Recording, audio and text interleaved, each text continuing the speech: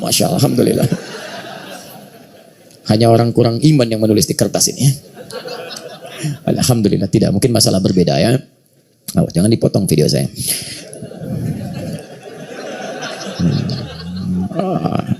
Capek, nggak bosan tahzir sana tahzir sini. Tapi saya jawab beberapa pertanyaan, nanti saya berhenti supaya ada kesempatan memberikan syarat syuruk dan saya berikan pengumuman. Ada pengumuman dahsyat nanti di akhir dari pertemuan kita. Tahu artinya dahsyat? Dahsyat itu tahu nggak? Bukan. Itu Mas coba yang serius ya. Itu saya perhatikan Anda kalau saya bicara itu suka lihat handphone terus nggak fokus Anda. Anda kalau nggak ini keluar aja. Anda. Nah itu dahsyat namanya. Itu dahsyat. Jadi orang sampai bingung. Wah luar biasa. Itu dahsyat. Dahsyat. Tidak ya. Tidak itu contoh dahsyat.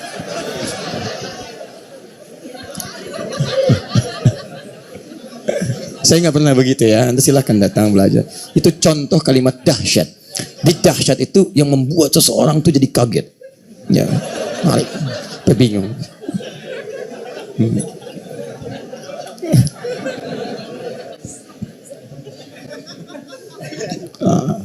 Dahsyatnya nunduk, keren ngantuk.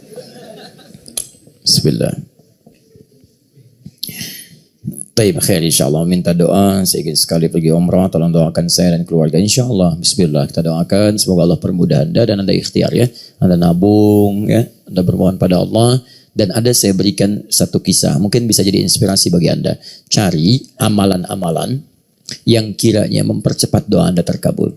Misal, sepertiga malam di akhir pohon, dalam sujud minta, dalam ta'lim. Jadi ini kisah nyata. Dan saya langsung mengalami dengan teman-teman yang jamaah-jamaah khusus dulu awal-awal belajar bersama kami di Bekasi. Orang ini ahli Quran, bahkan punya percetakan Quran.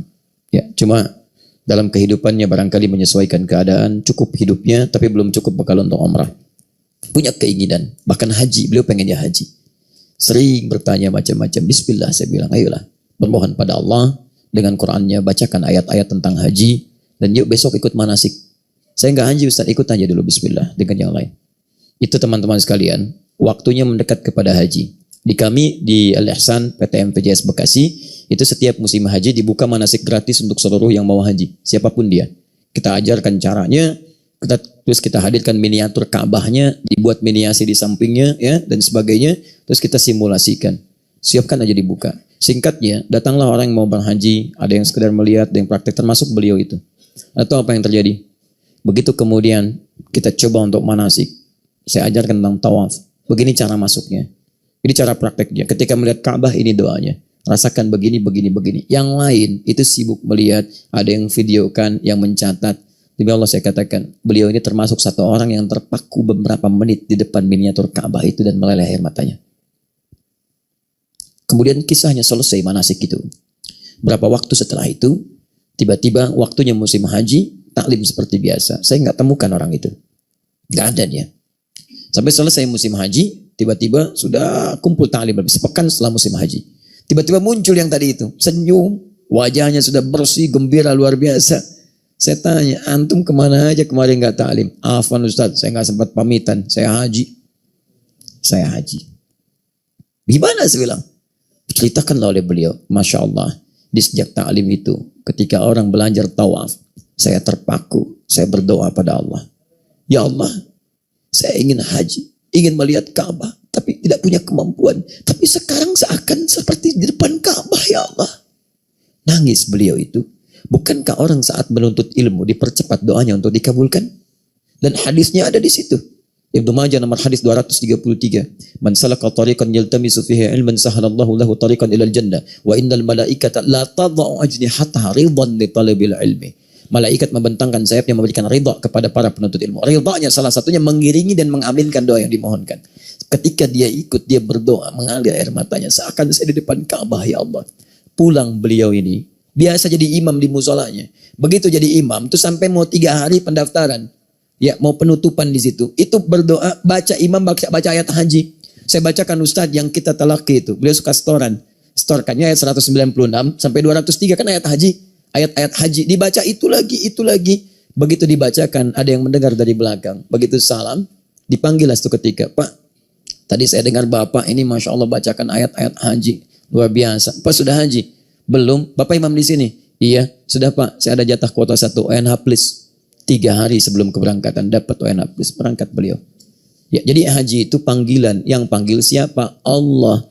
Kalau Allah sudah yang panggil, maka tidak ada batas di sini. Kadang-kadang bagi kita nggak mungkin. Coba lihat. Yang menurut kita mungkin uangnya banyak, miliaran luar biasa. Ternyata nggak berangkat-berangkat. Ada yang haji sampai Singapura, haji Singapura. Sampai Singapura nggak bisa berangkat. Balik lagi, doa lagi. Ada yang sampai Jeddah, tinggal sudah di Jeddah.